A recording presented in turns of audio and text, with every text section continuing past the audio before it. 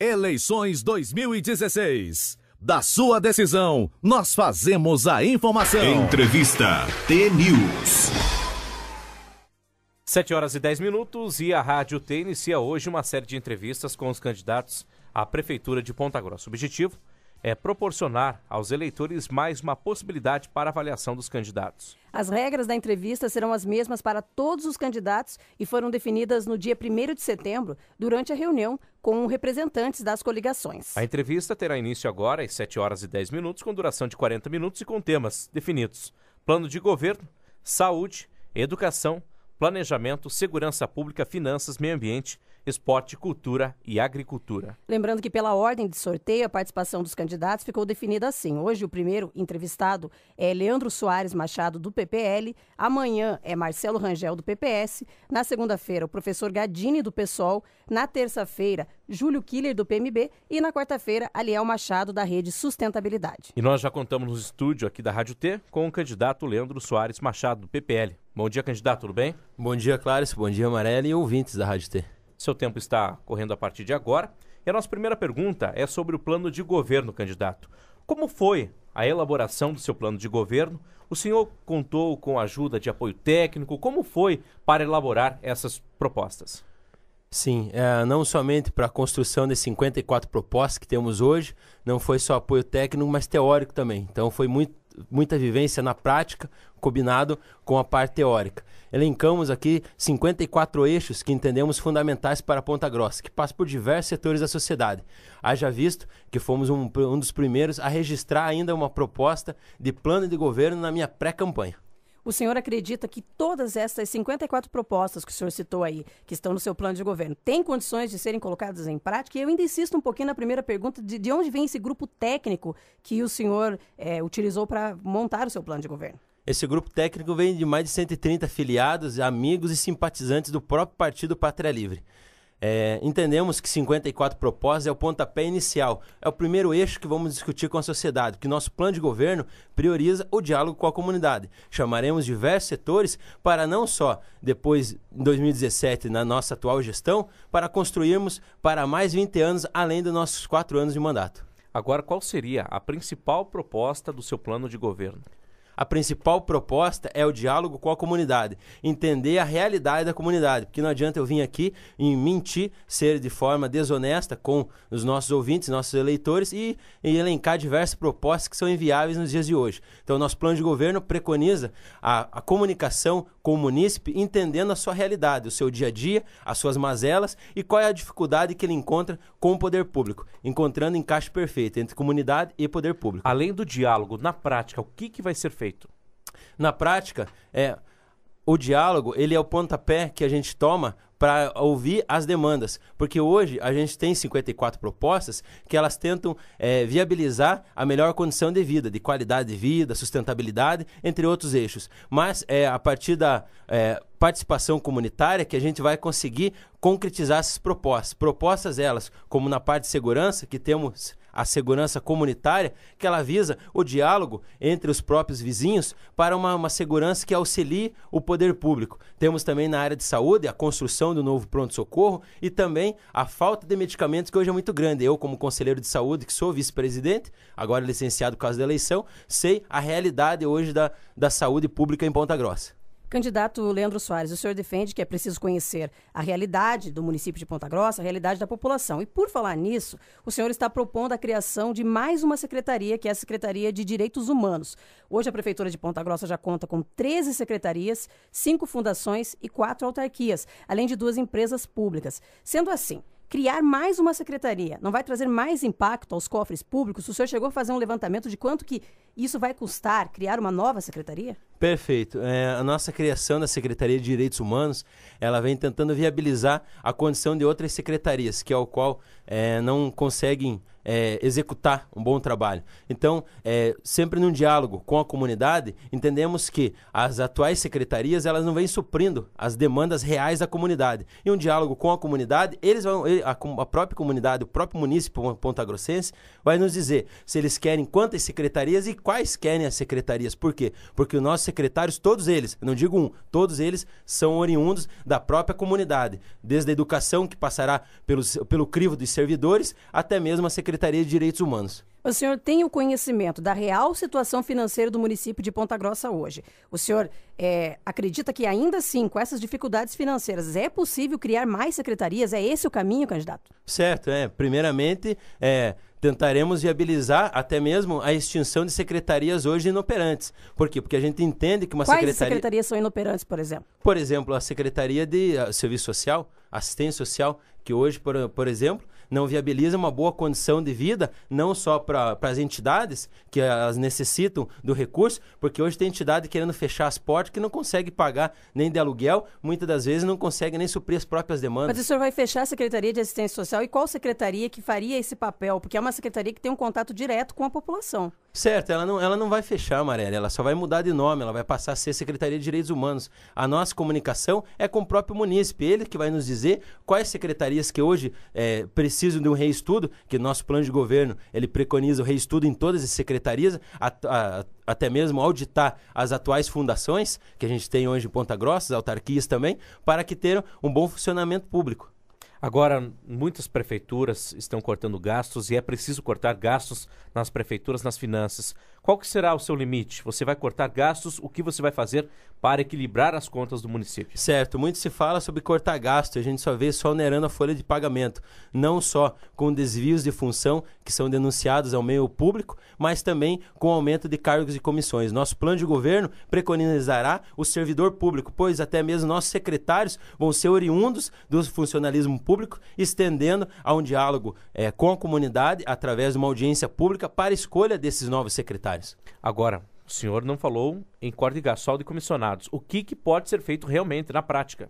Na prática, é claro, inicia-se pela folha de pagamento que acaba onerando os nossos cofres em até 50%. Estivemos aqui em vários debates e já citamos sobre isso. Por quê? Porque os cargos em comissões, eles acabam ganhando às vezes até 3 vezes mais do que o funcionário público que está na atual gestão. E que aquele que está na atual gestão não consegue nem fazer uma hora extra porque acaba sendo inviabilizado pela própria máquina. Então, se a gente começar com esses gastos já com os cargos de comissões, estenderemos até a outros tipos de gastos que são desnecessários. Enquanto o senhor vai cortar de cargos de comissão?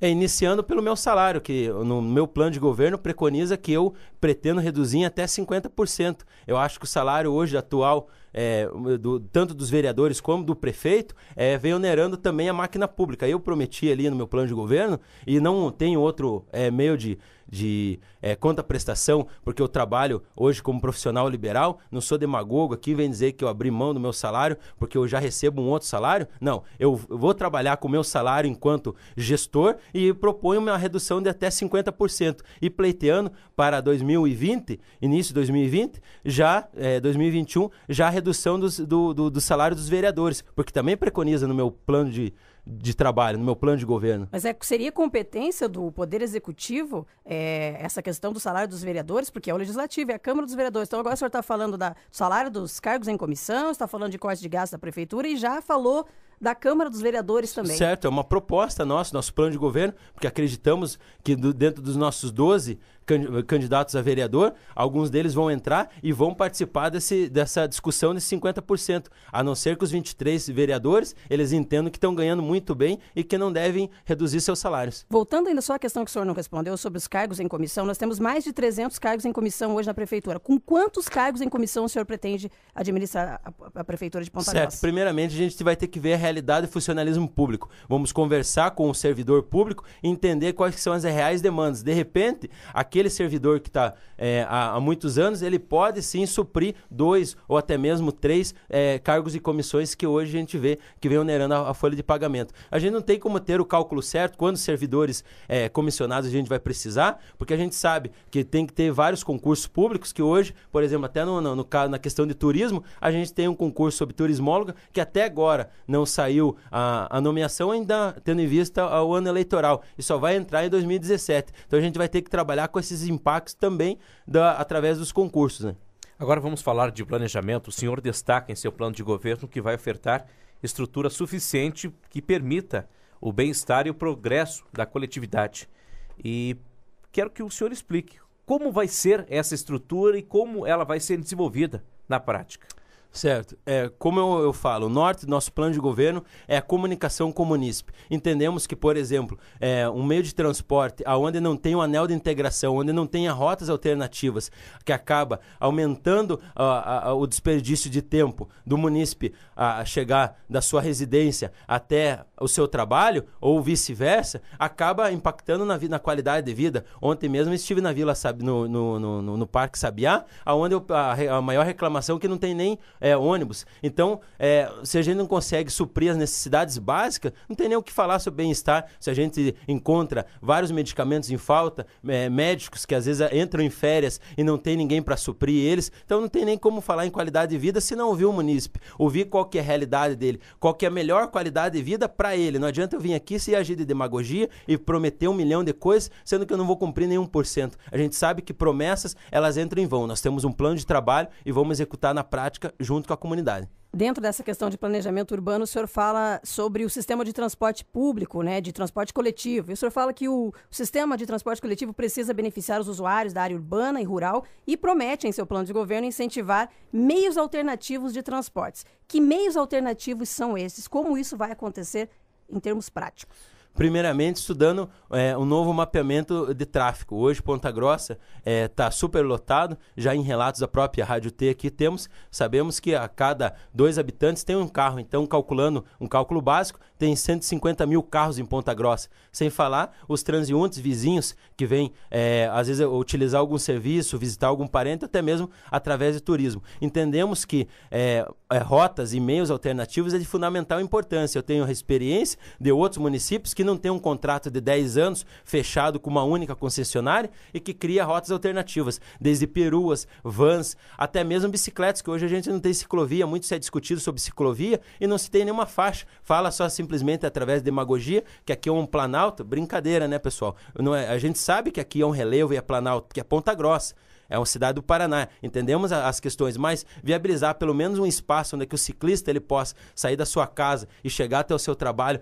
A bicicleta é o meio alternativo. E se a gente incentivar que todo munícipe possa usar o transporte coletivo, porque ele vai ter rotas alternativas, uma boa qualidade de atendimento, uma boa contraprestação, que é onde o munícipe vai pagar o seu valor da passagem, e ele vai ver na prática essa qualidade melhora no transporte. Então é assim, Marelli, os meios alternativos eles se enquadram em todos esses, iniciando pelo próprio contrato hoje, que só podemos ter uma única empresa para poder fazer esse transporte público em Ponta Grossa.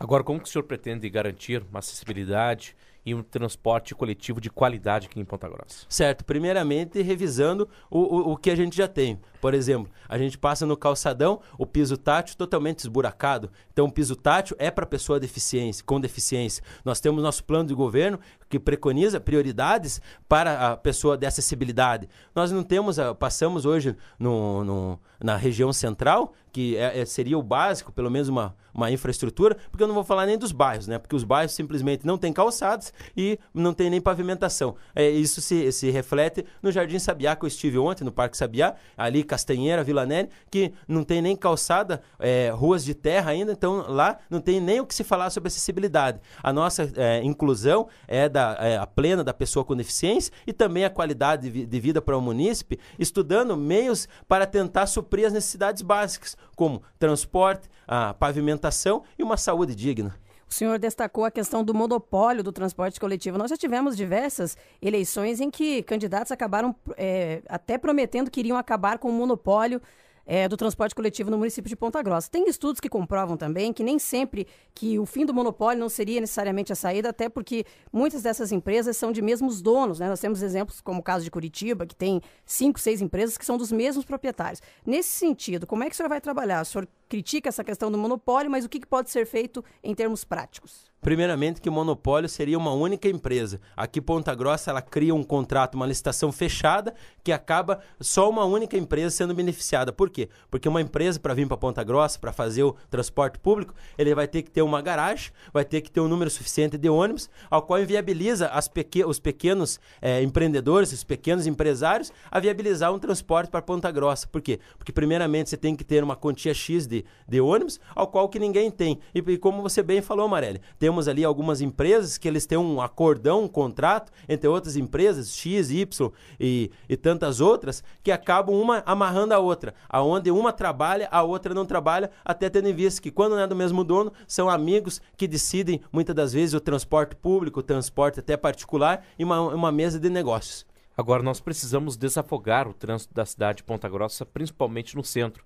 Em horários de pico, nós temos uma grande dificuldade para as pessoas que saem do trabalho ou vão para a universidade. Qual que é a sua proposta para desafogar o trânsito, principalmente do centro, mas também ter vias de acesso e rotas alternativas nos bairros da cidade?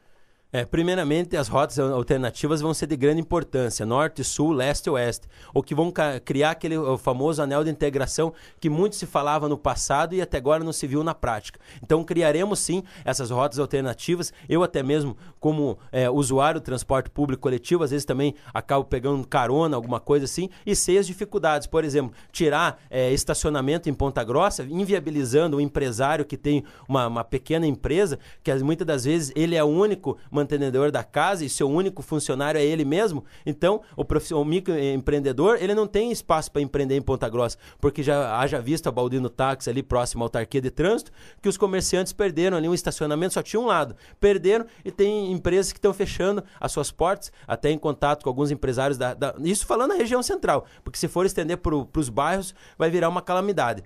Falando da região central, pequenos empresários fechando a sua porta, por quê? Porque não tem estacionamento na frente do seu comércio, o que acaba inviabilizando o acesso, e sem falar altos aluguéis, que não tem uma contraprestação de incentivo do próprio município, que não há aquele diálogo entre ver a realidade do empresário que quer investir, quer trazer economia para dentro de Ponta Grossa e, sendo morador daqui, não tem essa contraprestação do município. E qual que é a sua proposta para estacionamentos no centro? Primeiramente, é um estudo de como está hoje. Por quê? Por exemplo, assim, temos lugares em Ponta Grossa, que até mesmo no centro, que são regiões desertas, que não tem muito tráfego. Criando essa rota alternativa, a gente vai desafogar o trânsito, e desafogando o trânsito, a gente vai poder pensar aonde seria melhor manter ou criar novos estacionamentos, porque hoje em Ponta Grossa a gente vê uma privatização de estacionamentos, só aqueles parques de estacionamento, que é onde a gente paga 3, 5, 10, até mesmo reais por 1 hora ou meia hora. 7h28, nós estamos conversando com o candidato à Prefeitura de Ponta Grossa, Leandro Soares, do PPL, e agora vamos falar sobre saúde. Em seu plano de governo, o senhor afirma que o foco na saúde tem que ser as ações preventivas, principalmente na atenção básica, ou a chamada atenção primária. Mas como fazer com que essas ações preventivas tenham um efeito? Primeiramente, como já veio o secretário de saúde aqui na Rádio T, e infelizmente eles criaram a nível federal uma polêmica, porque eles querem extinguir com o SUS. Nosso plano de governo aqui no município de Ponta Grossa, ele é defensor de um SUS integral, universal e igualitário, que preconize o bem-estar entre aquele que não tem renda, aquele mesmo que muitas das vezes precisa do sistema único de saúde, não tem acesso, desde um atendimento básico, porque às vezes agendamento, como eu já havia falado em momento anterior. A questão, por exemplo, às vezes que nem eu moro na Vila Marina, que tem um posto de saúde, Abrão Federman e o Silas Salem, por exemplo, quando falta um médico que é daquela região, porque o que é hoje? É por zoneamento. Então, o médico A atende determinada região da própria vila e o médico B atende outra região. Por exemplo, temos ali a unidade de saúde do Silas Salem, que ele atende ali até o Paraíso, imagine, você não consegue suprir a própria demanda da região da Francelina, como é que a gente vai falar? Então, o nosso plano de governo, ele vai estudar essa questão de que maneira alternativas a gente pode conseguir discutir com a comunidade essa saúde plena, que hoje está sendo inviabilizado, porque eu, por defensor de direitos humanos e conselheiro de saúde, sei a realidade, não só de dificuldade do acesso, mas também de cirurgias ou até mesmo um estudo mais técnico que precisa de um especialista e não encontra em Ponta Grossa. Por quê? Porque nós temos uma central de leito que é dividido com o coletivo dos Campos Gerais e que acaba dificultando Ponta Grossa de ter o acesso. Por exemplo, não temos uma real transparência, por exemplo, da Santa Casa ali, por exemplo, a gente não sabe os leitos, se ele está aberto, se não está, então a gente tem que ficar numa comunicação constante com os hospitais, porque o próprio sistema que opera hoje a central de leitos é ineficiente. Então o nosso plano de governo, ele preconiza a realidade da comunidade, tentando viabilizar uma qualidade melhor de vida, tentando viabilizar, assim, um poder público eficaz para a comunidade. O senhor citou que a saúde pública é um direito universal, é um direito de todos. Isso é, na teoria, muito lindo. O senhor também destacou os problemas na saúde, mas nós queremos saber a sua solução para a saúde. O senhor já tem um plano de governo onde já deveria ter uma previsão em relação a isso. Não é só ficar falando em estudar. O que o senhor vai fazer na prática para a saúde pública do município? Na prática, como já ali tem a questão de uma reestruturação do atual pronto-socorro hoje, que não consegue suprir muitas das vezes as demandas. Temos sim a construção de um novo pronto-socorro, o reestudo do atual Hospital da Criança, também temos o incentivo do SIAT e SAMU, que hoje estão completamente abandonados.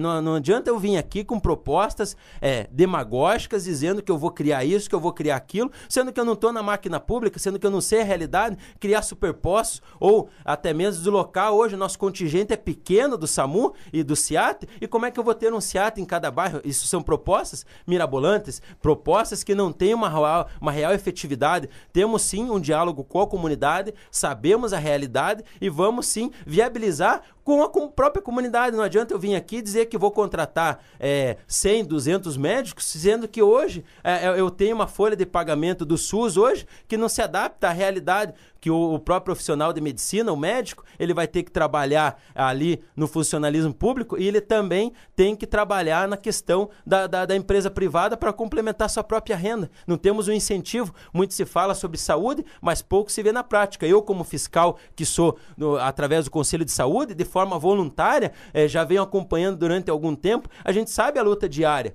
os acessos da própria realidade do usuário do SUS, que tem que precisar da ouvidoria de saúde para conseguir uma viabilização. Por quê? Porque através de política, através de discussões que são apenas de próprio interesse, acabam entrando pessoas que às vezes não têm uma real necessidade na fila de outros que estão à beira da morte, já em calamidade. Então, nosso plano de governo, ele estuda sim, mas ele é na prática. Por quê? Porque somente através do diálogo com a comunidade que vamos ter o trabalho efetivo do poder público. Não adianta eu vir aqui com um monte de promessas e sendo que eu não vou ter nem sequer ouvir a comunidade. Então, nosso plano de governo, ele preconizará, porque já inicia na nossa secretária de saúde, que vai ser oriunda do funcionalismo público. Quando o funcionalismo público não puder assumir essa condição de secretário, seja por razões pessoais ou por questões técnicas, a gente vai abrir aos médicos do município em consulta pública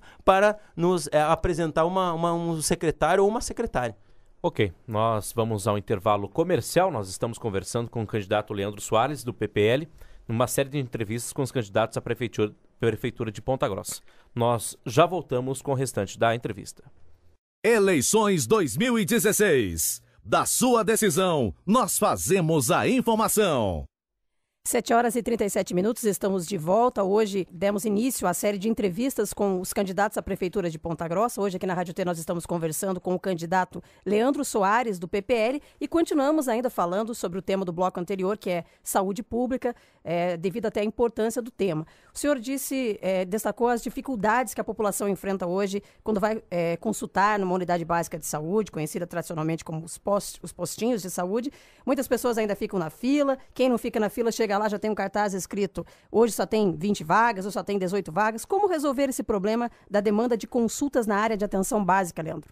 Primeiramente, a questão hoje, como eu havia falado no bloco anterior, por exemplo, assim, isso não é inadmissível quando um médico sai de férias, não ter outro profissional para repor a demanda. Por exemplo, às vezes você vai consultar, eu como sempre consultei nas regiões próximas da minha casa. Antes era Abrão Federman, agora eu mudei para o Silas Salem. Eu, às vezes, sofro com isso. Por exemplo, se chega lá, o meu médico é o A, para até preservar o nome dele. O meu médico é o A, eu chego lá, o A tá de férias, só tá o B, e o B não pode me atender. Ou como você bem falou, Marelli, que é um reflexo hoje, diário da comunidade, que chega lá, só temos 10 vagas, 20 vagas. Não, primeiramente que o período começa das 8, né, até as 16 horas, até agora as 17, que aumentou, se estendeu, antes era às 7, agora mudou para as 8, até as 16 horas. Então a gente entende que enquanto tiver para pacientes lá, tem que ser atendido. Essa questão de limitação de 20, 10 por vaga é inadmissível na atual conjuntura do Brasil, que sofre por problemas com dificuldade de alimentação, que é onde a gente tem uma alimentação adequada, nem as nossas crianças que no município têm uma alimentação adequada, porque eu, como conselheiro de saúde, conselheiro de segurança alimentar e nutricional, que participo, eu sei a realidade hoje da merenda escolar e as reclamações que tem. Então, se a gente não trabalha uma saúde preventiva do nosso aluno que está na rede municipal, uma saúde preventiva da própria comunidade, a gente afoga o sistema de saúde, e quando chega no sistema de saúde, para consultas básicas, eu digo com clínico geral, não consegue atendimento. Quem dirá um especialista? Então, eu vejo propostas aqui hoje no campo eleitoral demagógicas que falam que vão acabar com fila, acabar com isso. Não, primeiramente que às vezes não sabe nem qual é a realidade do município, não conversa com o munícipe. Por quê? Porque é fácil eu vir aqui prometer um monte de coisa, mas eu esqueço que no meu clínico geral lá, às vezes quando ele sai de férias, não tem atendimento. Ou chega lá, a limitação é 10, 15, 20 vagas. Isso é inadmissível. Nosso plano de governo preconizará o cidadão. E mesmo que tenha que despender de recursos para a contratação de novos profissionais, nós vamos investir, vamos cada vez mais procurar o incentivo do governo estadual e federal para que supra a necessidade. Hoje a gente tem que ser realmente um executor, mas também um fiscalizador do Estado e do governo federal para ir lá e capitanear essas verbas que estão disponíveis, e que a gente tem que sim, toda hora estar em diálogo constante, independente de sigla partidária, tanto com o governador quanto com o presidente da República. Agora o senhor falou em consultas e citou as especialidades. Qual que será a sua proposta para as especialidades, que a gente sabe que em Ponta Grossa há uma fila muito grande de espera? Primeiramente, é fazer cumprir o que o governador do estado, Beto Richa, falou anteriormente na inauguração do hospital regional, que teria sim um centro de especialidade ao lado do terminal, ao lado do hospital regional. Porque o nosso plano de governo preconiza sim a cobrança dessas falsas promessas que vêm em época de eleição, beneficiando um ou outro candidato, como foi o governador, que ele garantiu para nós de Ponta Grossa aqui hoje, que na inauguração do hospital regional, que teria um centro de especialidade, a construção de um novo centro de especialidade ao lado do hospital regional. Então a gente vai começar a cobrar cada vez mais em 2017 na nossa gestão. Vamos sim cobrar essas promessas, porque a gente não quer mais que o nosso município tenha que ir em Campo Largo, em outras regiões, até mesmo o pessoal de Itacoca, muitas das vezes, por dificuldade de acesso em estradas, não vem utilizar o nosso serviço e acaba onerando outros municípios vizinhos, como é o caso de Campo Largo. Tem pessoas que eu conheço no distrito de Itacoca, que às vezes vão utilizar outros serviços públicos lá em Campo Largo, porque não tem acesso por causa da deficiência das estradas. Então, você viu, Clário Cimarelli, que cada vez mais vai piorando. Imagina o nosso ouvinte que está lá hoje, está ouvindo nossas indignações aqui e está realmente vendo que o discurso em época eleitoral na prática é totalmente diferente. Eu sim trabalho com a realidade da comunidade, porque sou oriundo da comunidade e sei o dia a dia da comunidade, porque utilizo os serviços públicos. Candidato Leandro Soares, agora nós vamos falar sobre educação. Em seu plano de governo, o senhor defende que é preciso rever a situação da estrutura física das escolas municipais e depois, é claro, ofertar uma educação de qualidade. O senhor tem o real conhecimento sobre essa situação das escolas hoje? O que falta nessa estrutura física que o senhor coloca em seu plano de governo? Primeiramente, a qualidade básica ali do acesso, né? Então, às vezes, nós temos discussões até que é onde espaços de escolas que são às vezes inviáveis, Por exemplo, temos escolas onde é o chão de terra à sua volta, que é onde a criança chega já inalando aquela poeira. Quando ela chega, já chega com tosse, já chega com problema respiratório. Qualidade e estrutura não é só do espaço onde está a escola, mas do seu acesso em volta. Porque no dia de chuva, eu como morador ali da Marina, estudava ali nas escolas mais próximas, eles tinham que passar por ruas de terra para poder chegar ao ensino. E, sem falar, a valorização do nosso servidor, do professor hoje, que para ele conseguir hoje subir num posto, ele é por nível. Como que funciona para ele subir de nível? Ele é através de concurso, através de cursos prestados pelo próprio poder público, que hoje são uma vez por ano e que às vezes não supre a realidade de todos os professores hoje. Por quê? Porque às vezes na mesma data, nem todos os professores trabalham só no turno de 20 horas. Alguns trabalham em 40 horas até em outros municípios para conseguir complementar a renda. Nosso plano de governo, ele inicia na estruturação básica de todas as escolas,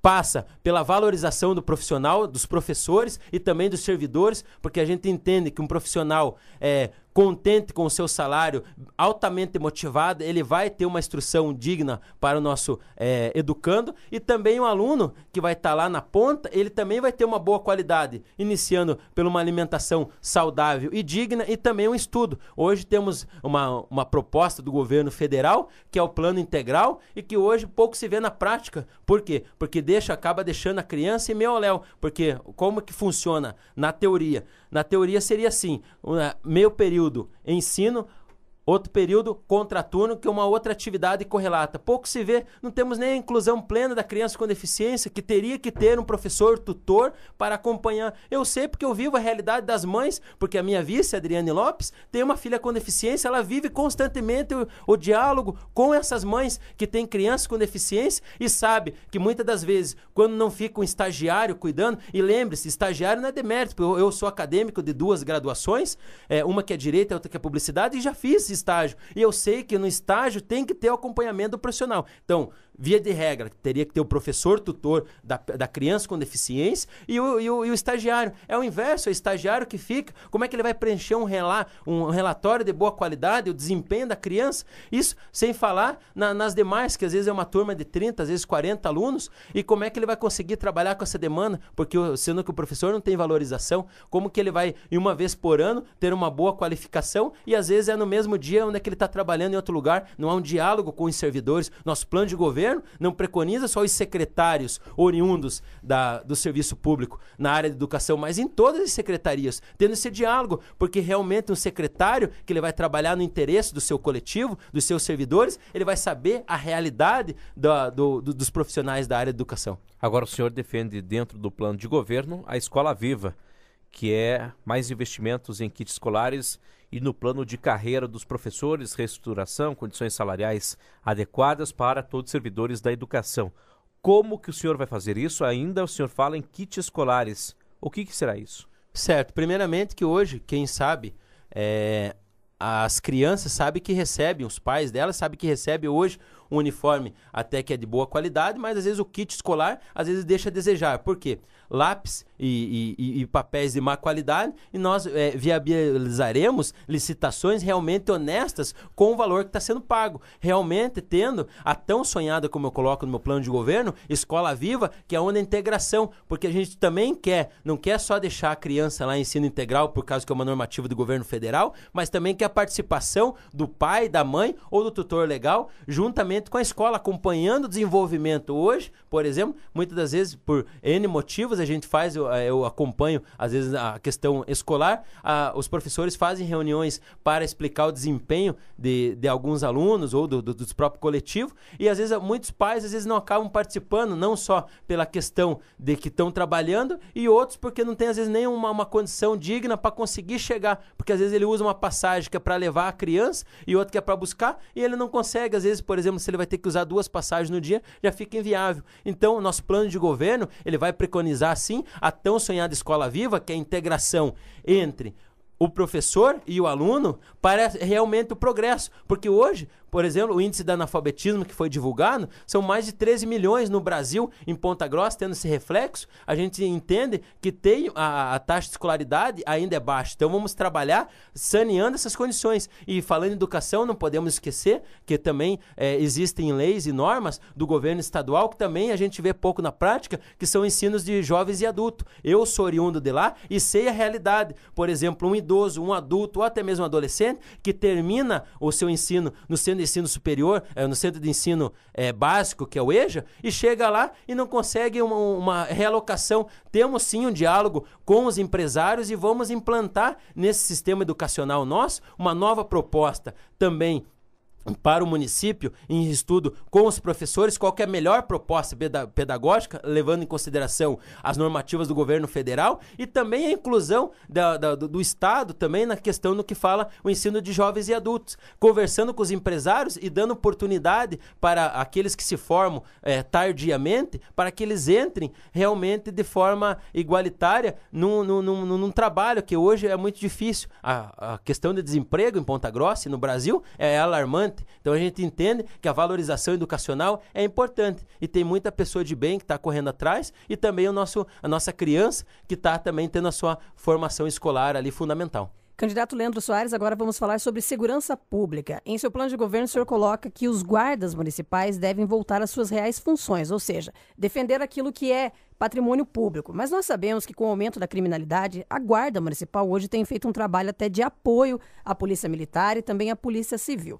Nesse sentido, como o município, caso o senhor seja prefeito, poderá dar esse suporte? Porque mesmo sendo uma obrigação do Estado, o município também pode colaborar com ações para melhorar a segurança pública. Qual é a sua real proposta para a segurança pública? Marélia, você entende se tiver um guarda municipal próximo, num estabelecimento público, num espaço público, seja um posto de saúde, ele vai coibir ações criminosas ao seu redor. Entendemos ali, por exemplo, esses dias eu fui visitar com a minha vice, nossa candidata vereadora Thalita, a minha vice Adriane Lopes, fomos visitar o Parque Margarita Manzini, completamente abandonado, um espaço ali ocioso, que é índice de criminalidade, que poderíamos ter um agente público, um guarda municipal ali, fazendo a manutenção, porque haja visto que próximo ali fica o Hospital da Criança. Entendemos sim que a Guarda Municipal faz um excelente trabalho, mas ela tem que ser preconizada para os espaços públicos. Se não falar espaços públicos, não vamos criar uma guarda municipal que faça papel de polícia, não. Queremos uma guarda que ela seja sim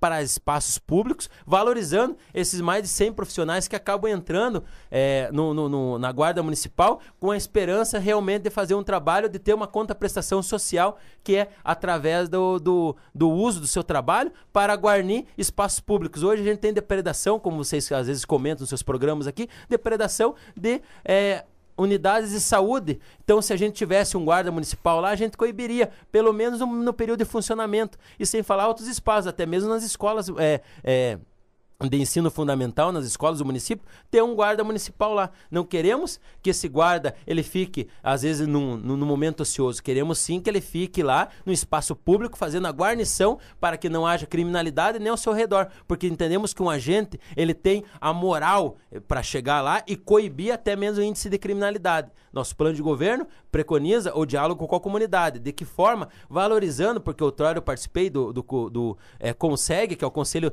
Comunitário de Segurança, que viabilizava a condição da própria vizinhança conseguir, através do WhatsApp hoje, que é um meio de comunicação, por exemplo, se estamos vendo que a casa do nosso vizinho está sendo assaltada, a gente pode coibir desde ligando a luz ou até mesmo os moradores saindo à frente das suas casas, coibindo essas ações criminosas. Entendemos que uma ação de segurança pública, ela começa no meio comunitário, através da própria comunidade, não fazendo papel de polícia, mas ela se autoprotegendo. O assunto agora é meio ambiente, candidato. Por que o senhor defende que é preciso reaver a Secretaria Municipal de Meio Ambiente? E já pergunto, qual que seria as suas propostas para o desenvolvimento sustentável e para o lixo da cidade junto com a coleta seletiva? Certo. Primeiramente, um estudo sobre a atual Secretaria de Meio Ambiente é importante. Por quê? Porque hoje temos uma secretaria que pouco discute sobre problemas como você até mesmo apontou. A dificuldade hoje que é o aterro sanitário, que vem só se postergando o prazo. Entendemos que tem um manancial de água que é potável, que está sendo contaminado por um contrato que vem só se dilatando o prazo e pouco se vê em ações efetivas. Anteriormente, com outro coletivo, participei do Fórum das Águas, que estava realmente discutindo e viabilizando meios alternativos da própria população reivindicar essas melhorias em meio ambiente. Eu já pude acompanhar pelos direitos humanos várias questões lá na questão do próprio aterro, que a gente teve em diálogos aqui até com o governo do estado, onde é que eles queriam fazer de Ponta Grossa um lixão, que ia vir Ponta Grossa, Palmeira e Castro, o lixo aqui para Ponta Grossa, só que é totalmente inviável, se não temos nenhuma coleta seletiva. Outros municípios, até de menor porte do que Ponta Grossa, já tem coleta seletiva, que é papel, vidro, plástico e metal, o que acaba desafogando o próprio aterro. E temos sim propostas para que seja revisto esse atual aterro que vem contaminando o nosso solo, para que ele seja realmente multado, se for o caso, e tentando viabilizar meios alternativos, até propostas que forem viabilizadas outrora na Câmara dos Vereadores, que eu pude acompanhar, até mesmo da queima desse resíduo sólido, ou meios alternativos, e que realmente pouco se viu na prática, porque parece que a atual gestão ou o poder público quer viabilizar cada vez mais que seja essa própria empresa a destinatária do nosso resíduo sólido. Candidato, vamos para os outros temas. Lembrando que o senhor tem ainda 3 minutos aqui para o encerramento da entrevista, que é no total de 40 minutos. Vamos falar sobre agricultura. Candidato, um dos grandes problemas do setor, principalmente quem mora nos distritos, né, de Ponta Grossa, é a questão das estradas rurais. Como é que o senhor pretende resolver esse impasse para as pessoas que moram nesse setor e expandir também a produção dos produtores rurais? Primeiramente que isso seria muito pouco tempo para a gente discorrer sobre uma realidade que eles vivem na prática. A falta de estrutura das suas vias ali públicas, que é os seus acessos às estradas, em completo abandono. Eu, em contato com os produtores da feira da Benjamin Constant, vi a realidade ali e que pouco se tem visto na prática. Temos sim proposta para a agricultura familiar, que hoje a dificuldade da agricultura familiar é vender para a própria Conab, porque não tem um incentivo do próprio município em criar mecanismos ali que possam viabilizar que esse nosso produtor de Itaiacoca, Uvaia e outros distritos ao nosso derredor aqui da região central possam vender para a própria Conab essa agricultura familiar. Então, trabalharemos sim com a valorização da agricultura familiar, a produção orgânica, e não queremos mais que na feirinha da Benjamin Constant seja cobrado um aluguel de R$900 para o produtor vender lá, que ele não consegue nem suprir a sua renda. Na área do esporte, candidato, quais são as suas propostas, por exemplo, para ginásios, os nossos campinhos, os bairros? Qual seria a recreação para as pessoas? Primeiramente, o reestudo hoje do nosso atual parque ambiental, que de ambiental tem pouca coisa. Quando eu converso com a juventude, eles pedem skate, porque tem muitos profissionais que estão ali, que estão andando de skate, que hoje são rotulados, como até mesmo usuários de droga, que eles estão lá, sim, praticando esporte, e são até referências em outros municípios, e que hoje não têm o completo acesso por parte do poder público. Temos ali também a questão da capoeira, que está abandonada hoje em Ponta Grossa, que temos um rapaz que quer competir ali a nível internacional e que não tem apoio do poder público. Valorizaremos sim as entidades que trabalham com esporte e viabilizando espaço. Temos aqui onde que era para ser o Super Parque, está completamente abandonado, onde seria uma pista de skate, ou até mesmo do lado, que foi cedido o estacionamento para um único destinatário privado, e que seria ali uma ciclovia e um meio de acesso ao esporte. Candidato, e na questão da área de cultura, Ponta Grossa possui excelentes espaços para a prática de atividades culturais que muitas vezes não são aproveitados. Qual é a sua proposta para a área de cultura? Cultura não tem nem o que falar, está em completo abandono. Temos o Bando da Leitura lá, que de forma voluntária tenta praticar um incentivo à cultura e que não consegue uma contraprestação do próprio governo municipal. Temos sim proposta do incentivo e a participação de todos aqueles que trabalham na área de cultura, o incentivo real, porque queremos auditar a atual Fundação de Cultura, transformar ela de conhecimento da comunidade cultural transformar ela em secretaria para ter um bom repasse de verbas para o incentivo da área de produção cultural literária e das mais diversas. Ok, o senhor tem 30 segundos para as considerações finais. Eu sou Leandro Soares Machado, a minha vice é Adriane Lopes, temos um plano de governo que é na prática, não é mentiroso, temos mais 12 vereadores, conheça a nossa proposta de governo e saiba a realidade, temos temos pouco tempo de TV, mas temos, graças a Deus, aqui o jornalismo imparcial da Rádio T, que podemos falar a verdade, sem mentira e sem máscara, mostrar a real necessidade da própria população. Então, mulheres, venham caminhar conosco. Adriane Lopes é minha vice, eu sou Leandro Soares, voto 54. Ok, 7 horas e 57 minutos, nós conversamos com o candidato Leandro Soares, do PPL. Lembrando que amanhã, na sequência da nossa série de entrevistas, está programada a entrevista com o candidato à reeleição Marcelo Rangel, do PPS, começando no mesmo horário, às 7h10 a entrevista, com o mesmo tempo de 40 minutos e os mesmos temas que foram abordados aqui hoje, que foram segurança pública, cultura, agricultura, esporte, meio ambiente, finanças, planejamento, educação, saúde e, é claro, o plano de governo. E na semana que vem também teremos a sequência das entrevistas. Voltamos amanhã. Bom dia.